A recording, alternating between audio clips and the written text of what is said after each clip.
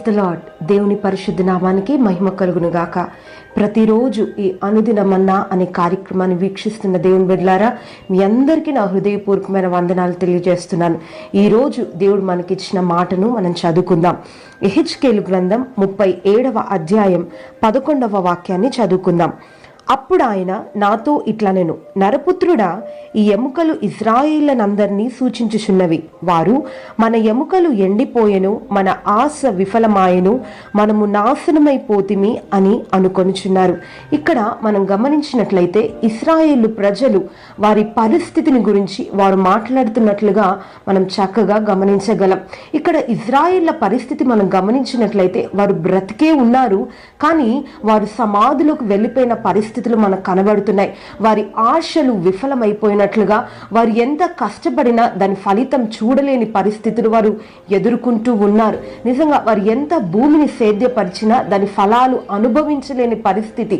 అయితే ఈ సందర్భంలో వారి ఆశలన్నీ విఫలమైపోయి, మేము బ్రతికే ఉన్నాము కానీ మేము చచ్చిన వారంగా కనబడుతున్నాము, సమాధిలోనికి దిగిపోయిన వారిగా కనబడుతున్నాము అని వారు ఎంతో నిరాశలో నిస్పృహలో వారి మాటలు తెలియజేస్తున్నారు. ప్రియ దేవుని బిడ్డలారా, వారు ఈ పరిస్థితిలో ఉన్నప్పుడు దేవాది దేవుడు వారితో చెప్పిన మాటలు ఏంటి అనంటే, ఇదిగో మీ పరిస్థితిలో నుంచి, సమాధుల్లో నుంచి నేను మిమ్మల్ని పైకి లేవనెత్తబోతున్నాను అని మన ప్రభు అయిన దేవుడు సెలవిస్తున్నాడు. ఇక్కడ ఈ వాక్యాన్ని వింటున్న దేవుని బిడ్డలారా, మీరు కూడా ఇదే పరిస్థితిలో ఉండి ఉండొచ్చు. బ్రతికి ఉన్నామండి కానీ చనిపోయిన స్థితిలో మా పరిస్థితులు ఉన్నాయని, మా ఆశలన్నీ విఫలమైపోయాయని మీరు అనుకుంటున్నారేమో. నిజంగా ఎంతో కాలం నుండి పిల్లలు లేరు అన్న పరిస్థితుల్లో, ఎన్నో సంవత్సరాల నుండి మీ వ్యాపార విషయంలో, మీ ఉద్యోగ విషయంలో మీ ఆశలన్నీ కోల్పోయి ఇంకా చావే శరణం అన్నటువంటి పరిస్థితిలో మీరు ఉన్నారేమో. మీ చదువుల్లో మీరు ఎంతగానో ప్రయాసపడి ఓటమిని అనుభవిస్తూ ఇంకా మా ఆశలు మేము కోల్పోయామండి, ఇంకా మాకు ఆశలు లేవనుకుంటున్నారేమో. ప్రియ దేవుని బిడ్డలారా, ఈరోజు దేవుడు మీకు ఇస్తున్న వాగ్దానం ఏంటంటే, మీ ఆశలన్నీ మీరు కోల్పోయినా, మీ ఆశలన్నీ విఫలమైపోయాయి అని మీరు అనుకుంటున్నా, దేవుడు మీ సమాధుల్లో నుంచి మిమ్మల్ని లేవనెత్తబోతున్నాడు.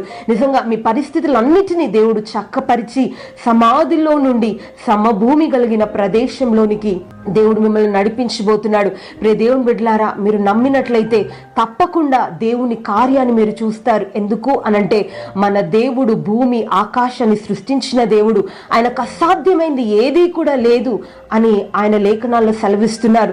మీరు నమ్మినట్లయితే తప్పకుండా మీరు ఎక్కడ విఫలమైపోయారు, ఏ స్థితిలో మీరు దిగజారిపోయారు, ఏ స్థితిలో మీరు పడిపోయారు, ఏ స్థితిలో ఓటమిని అనుభవిస్తున్నారు, అదే స్థితిలో దేవుడు మిమ్మల్ని లేవనెత్తి మీ జీవితాల్లో మరలా సంతోషాన్ని, నిర్జీవమైన మీ పరిస్థితుల్లో మరలా జీవాన్ని దేవుడు కలిగించబోతున్నాడు. కాబట్టి ఈ వాగ్దానాన్ని నమ్మి వాగ్దానం మీద చేతులుంచి మనం అందరం కూడా ప్రార్థన చేద్దాం.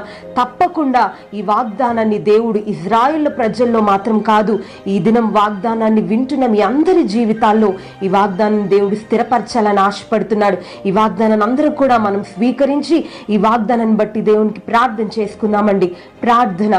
ప్రేమ కలిగిన దేవా, పరిశుద్ధుడా, మీకు స్తోత్రములు తండ్రి. నిజంగా ఇశ్రాయేళ్ల ప్రజల జీవితాల్లో ఆశలు చిగురింపజేసిన దేవుడు, ఇశ్రాయేలు ప్రజల జీవితాల్లో గొప్ప కార్యాలు చేసిన దేవుడు, ఇశ్రాయేలు ప్రజల జీవితాల్లో నిజంగా సమాధికి దిగజారిపోయిన వారి జీవితాల్లో సమాధుల్లో నుంచి వారిని బయటికి తీసుకుని వస్తానని వాగ్దానం ఇచ్చావు. ఇదిగో ప్రభా, ఈ దినం ఈ వాగ్దానాన్ని వింటున్న మీ బిడ్డల జీవితాల్లో అయ్యా, వారి ఆశలు కోల్పోయి నిజంగా వారి జీవితాలు సమాధికి దిగిపోయిన పరిస్థితిలో ఎంతో మంది ఉండి ఉండొచ్చు.